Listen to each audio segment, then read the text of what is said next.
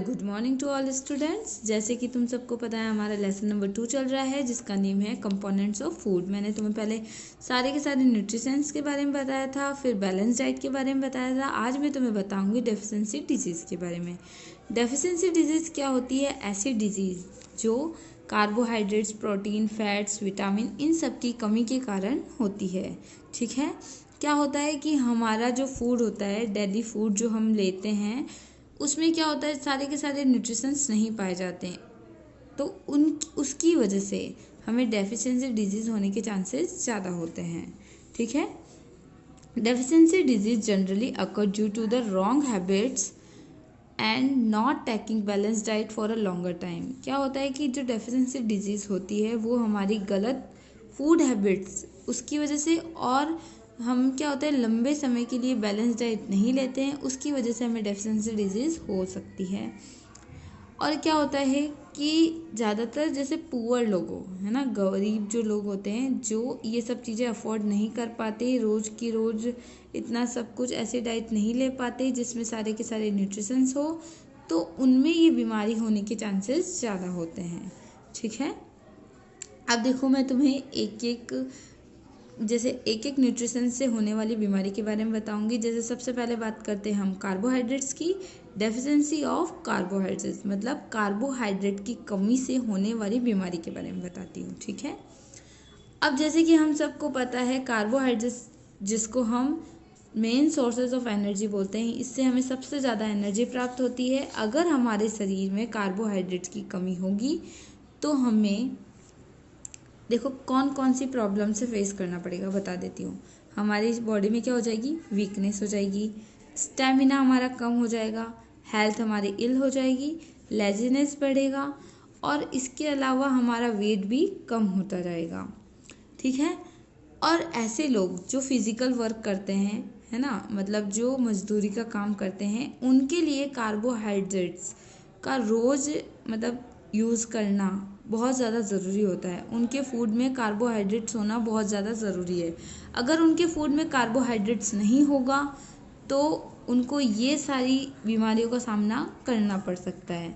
ठीक है, जैसे क्या होता है कि ऐसे लोग जो आराम से एक सीट पे बैठ के सारे दिन भर काम करते हैं, उनके लिए कार्बोहाइड्रेट इतना ज़्यादा ज़रूरी नहीं होता है।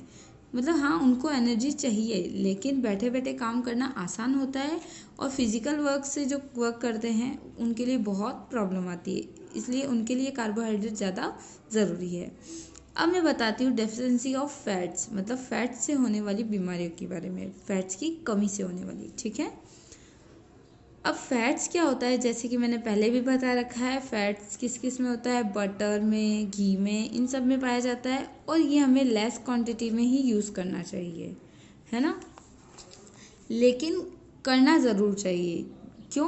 क्योंकि ये फैट्स क्या करता है, हमारे जैसे बहुत सारे विटामिन होते हैं, जैसे विटामिन के है, विटामिन डी है, विटामिन ई है, इनको हमारी बॉडी में डिज़ोल्व मतलब होता है घुलने में, ठीक है, हेल्प करता है।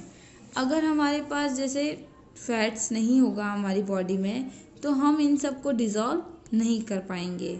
ठीक है, तो फिर हमारी शरीर में क्या हो जाएगी? इन सब विटामिन्स की कमी हो जाएगी, और फिर इन सब विटामिन से होने वाली बीमारियों का हमें फेस करना पड़ेगा। ठीक है, अब हम बात करते हैं डेफिशिएंसी ऑफ प्रोटीन से होने वाली बीमारियों के बारे में। ठीक है, तो प्रोटीन की कमी से कौन कौन सी बीमारियां होती है वो मैं बता देती हूँ। अब प्रोटीन है, इससे हमें एनर्जी प्रोवाइड करवाता है। इसके अलावा ये हमारी ग्रोथ में, डेवलपमेंट में बहुत हेल्पफुल होता है। इसे हम बॉडी बिल्डिंग फूड भी कह सकते हैं। ठीक है, protein along with other nutrition provide energy for our body to function, growth and are essential for the muscle development. ठीक है, जैसे कि मैंने पहले ही बता दिया है कि जो प्रोटीन होता है वो हमारे देखो बॉडी को अच्छे से फंक्शन करने में, ग्रोथ में, उसके अलावा मसल डेवलपमेंट में ये हमारी हेल्प करता है। ठीक है, तो हमें अच्छी हेल्थ के लिए प्रोटीन ज़्यादा ज़रूरी होता है। इसके अलावा देखो प्रोटीन क्या होता है, हमारे हेयर की ग्रोथ, नेल्स की ग्रोथ, इसमें भी हेल्प करता है। अगर हमारे बॉडी में प्रोटीन की कमी होगी तो हमें इस वजह से क्या होगा, हमारी ग्रोथ रुक जाएगी, हमें एनीमिया मतलब ऐसी बीमारी जिसमें खून की कमी बताई जाती है, ठीक है। वीकनेस बढ़ेगी और इसके अलावा बहुत सारी ऐसी बीमारियाँ जिसका हमें फेस करना पड़ सकता है, ठीक है। और अब मैं तुम्हें प्रोटीन की कमी से होने वाली 2 मेन डिजीज़ के बारे में बताती हूँ। फर्स्ट है क्वासिरकोर, सेकंड है मारास्मस। क्वासिरकोर जो बीमारी है वो 5 साल से छोटे बच्चों को हो जाती है।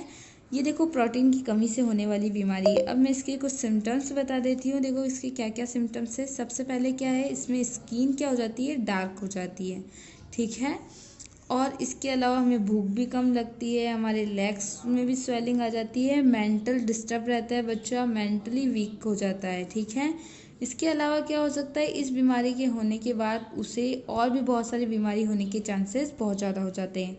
इस बीमारी का ट्रीटमेंट यही है कि हम बच्चे को प्रोटीन से भरपूर चीज़ें हमें ज़्यादा से ज़्यादा दें, ठीक है। चाहे वो अब टैबलेट के थ्रू दे रहे हैं या फिर खाना खिला रहे हैं उसको प्रोटीन वाला, वो हम अपनी इच्छा के अकॉर्डिंग कर सकते हैं, ठीक है। अब सेकंड जो बीमारी है मारास्मस, इसमें क्या होता है, ये भी प्रोटीन की कमी की वजह से होता है। ये भी 5 साल से छोटे बच्चों को होता है, ठीक है। इसकी सिम्टम्स बता देती हूँ। देखो इस तरीके की हालत हो जाती है बच्चे की, मतलब बच्चा बहुत ज़्यादा वीक हो जाता है, इसकी आंखें एकदम ऐसे लगती है अंदर की ओर धसी हुई है, ठीक है। और मतलब इस तरीके से अंदर की जो मसल्स है वो दिखने लग जाती है, मसल्स भी बहुत ज़्यादा वीक हो जाती है। इसके अलावा मेंटली वो बहुत ही पुअर हो जाता है और उसे दूसरी बीमारियां होने के चांसेस ज़्यादा हो जाते हैं। आई होप तुम लोगों को ये सब कुछ समझ आया होगा। बाकी का जो चैप्टर है वो मैं नेक्स्ट क्लास में पढ़ाऊंगी। Okay, stay home and keep learning. Have a good day, take care, bye bye.